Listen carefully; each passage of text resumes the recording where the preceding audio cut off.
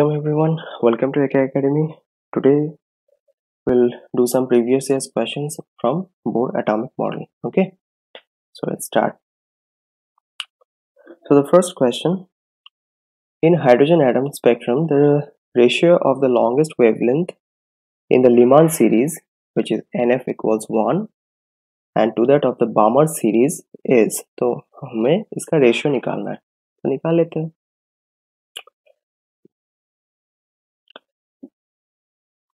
तो देखिए लीमान सीरीज का फर्स्ट लाइन जो होता है वो सेकेंड n इक्वल्स 2 से जब n इक्वल्स 1 में आता है तब मिलता है, और बामर सीरीज का n इक्वल्स 3 से n इक्वल्स 2 पे. Okay, so this is our main formula. Okay, so for Lyman series the final state is 1 and the initial state is 2. Okay, जैसे यहाँ पे दिखाया गया है, तो इसको निकालेंगे तो ये लैम्डा एल आ जाएगा 4/3 R infinity.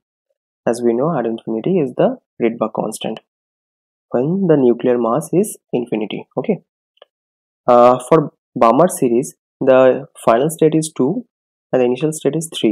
Okay, so this is it. तो अब इसका रेशियो निकालेंगे तो आएगा 0.185. Okay, next question. Consider Rydberg atom, which is nothing but hydrogen like atoms, in an excited state with n equals 300.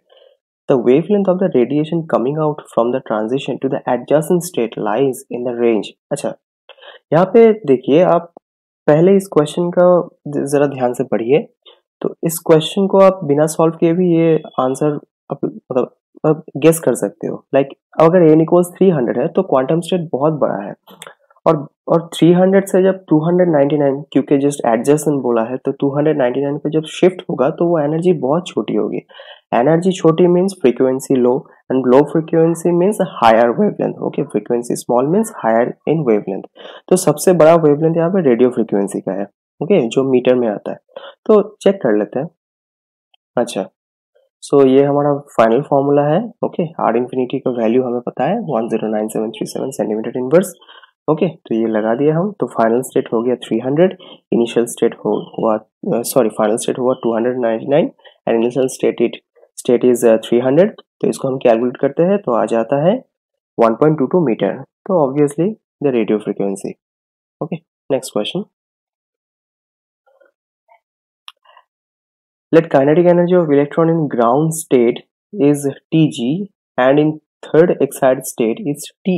Okay, according to Bohr model, Tg over Te is. Okay, so ये देखिए, E is the total energy and T is the kinetic energy. Okay, अब देखिए यहाँ पे T, अब hydrogen atom के लिए T is E/2 होता है. ओके, अगर ये इंफॉर्मेशन आपको पता भी नहीं है तो देखिए kinetic energy would be some proportion of the total energy, right? So the kinetic energy has to vary with 1 over n squared because the total energy varies with 1 over n squared.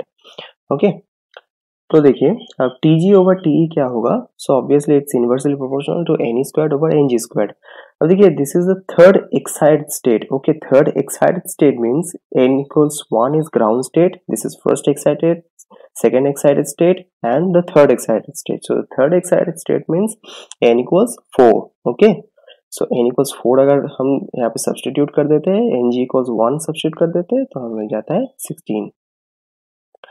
Okay, given ground state of hydrogen atom is 13.6 electron volt. Find the ground state energy of the positronium. Okay, the bound state of electron and positron.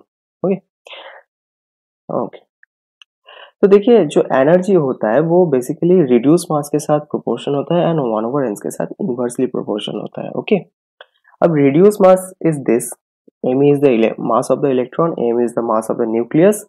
Okay, तो हम इसको ऐसे इस form में लिख सकते हैं.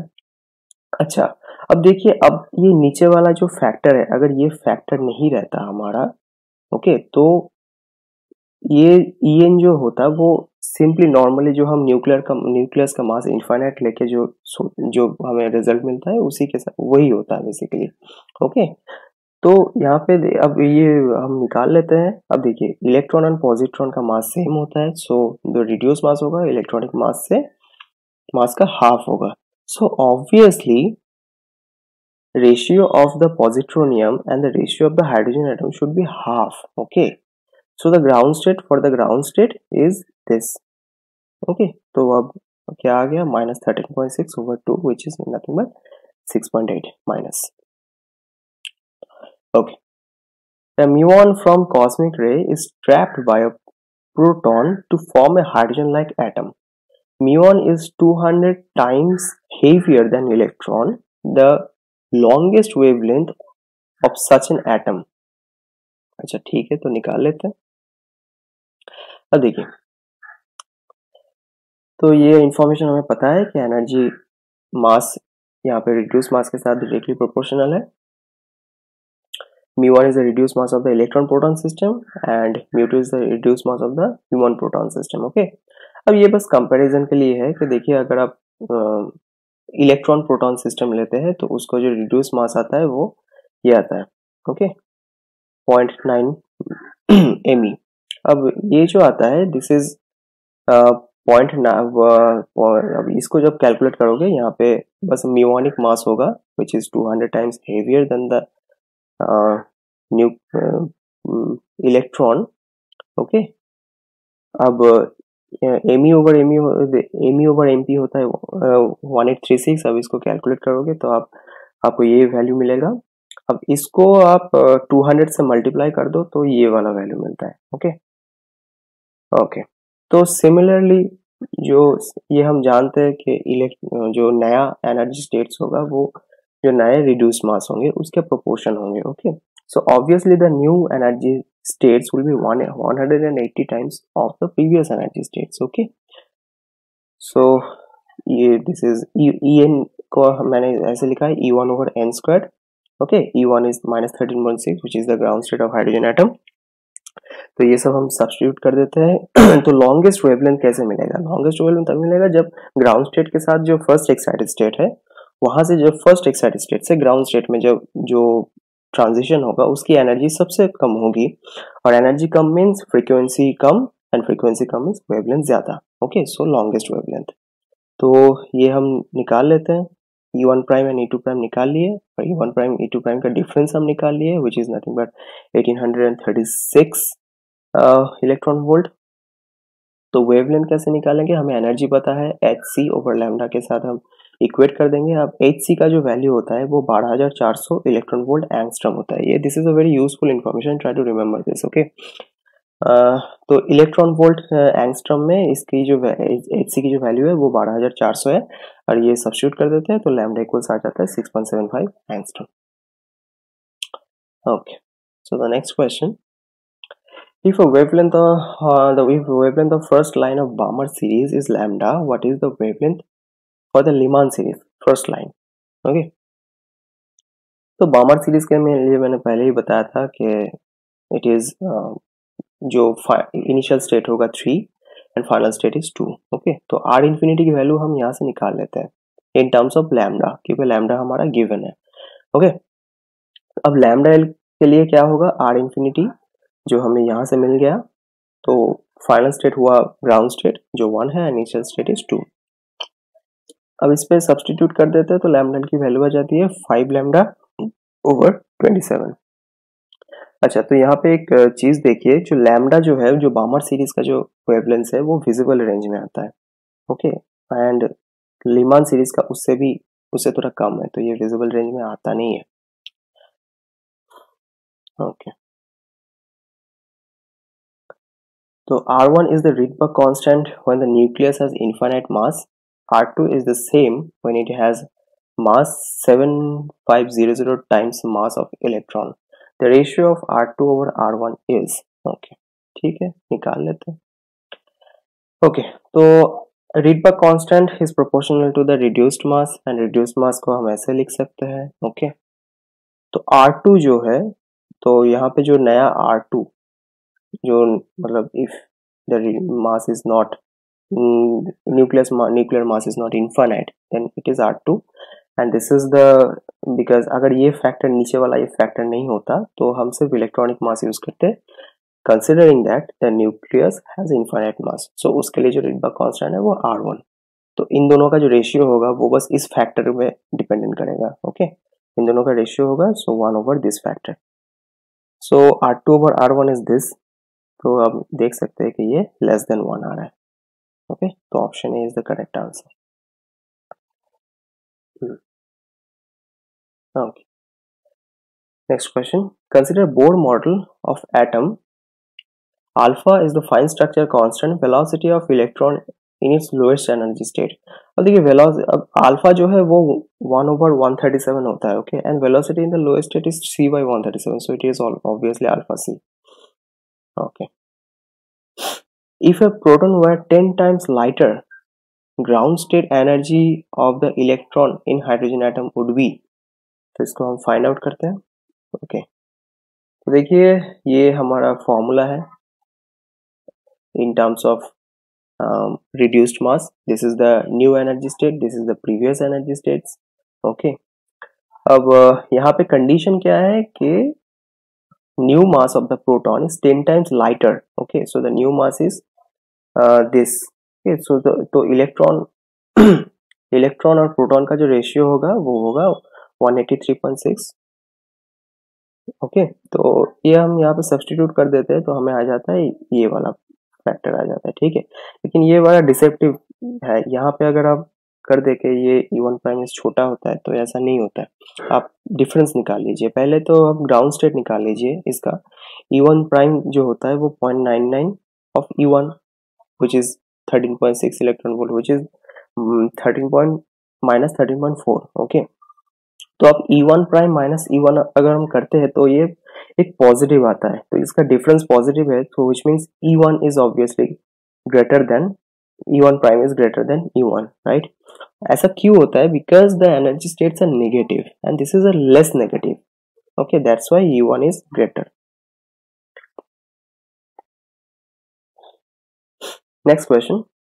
A hydrogen atom collide with an electron of kinetic energy 13.377 electron volt. Maximum factor by which the radius of the atom would increase. Okay, तो ये हमारा ग्राउंड स्टेट हो गया. ओके, अब न्यू एनर्जी स्टेट क्या होगा? ग्राउंड स्टेट तो ये था ही, इतने इलेक्ट्रॉन के साथ हमने उसको बॉम्बार्ड किया है, तो नया जो स्टेट होगा वो है इस एनर्जी का होगा. ओके, अब इस एनर्जी को हम निकाल लेते हैं कि इसका क्वांटम नंबर क्या है, तो n square equals 61. Okay, now Rn जो होता है वो Rn basically n square A0 होता है. ओके, तो n is equal to 7.8. So E will be रफली in the state n equals 7. So radius देखिए n स्क्वायर के साथ वेरी करता है, तो radius will increase by 49 times. Okay,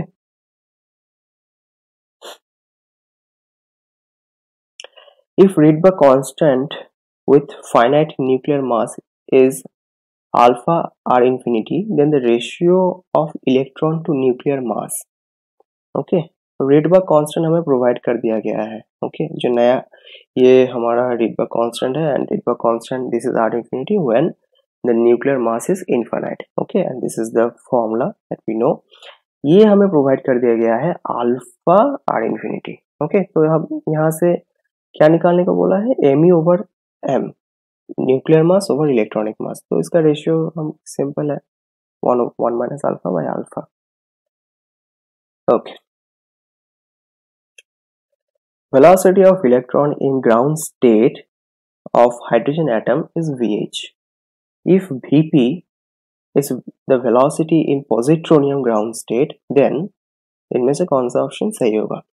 देखिए मैंने यहाँ पे बस रिमाइंडर के लिए लिखा है ये एक्सप्रेशन. अगर आपको याद है कि वेलोसिटी न्यूक्लियर मास के ऊपर कोई डिपेंडेंस है नहीं. ओके, तो अगर मतलब सॉरी इलेक्ट्रॉनिक मास के ऊपर डिपेंडेंट होता नहीं है, तो अगर मास के ऊपर डिपेंडेंसी नहीं है तो for hydrogen atom and positronium both this quantities are same. Okay, so their velocities would be same. Okay, see this is a TIFR question and this is so easy. R1 is the Rydberg constant when nucleus has infinite mass, and R2 is the Rydberg constant when it has mass 7500 times the mass of electron. The ratio of R2 over R1. Okay, तो इसको निकाल लेते हैं, easy है. So this is our basically relation. This is the when the nuclear mass is infinite, this is the Rydberg constant which with the given condition तो R2 over R1 अगर हम निकाल लेते हैं तो हमें आ जाता है ये, okay, which is less than 1. Okay. Consider Bohr model of atom. Alpha is the fine structure constant. Velocity of electron in the lowest state. Okay. So ये हम जानते हैं कि alpha is 1 over 137 and velocity in the lowest state is obviously v is c by 137, so which is alpha c. So option D is the correct answer.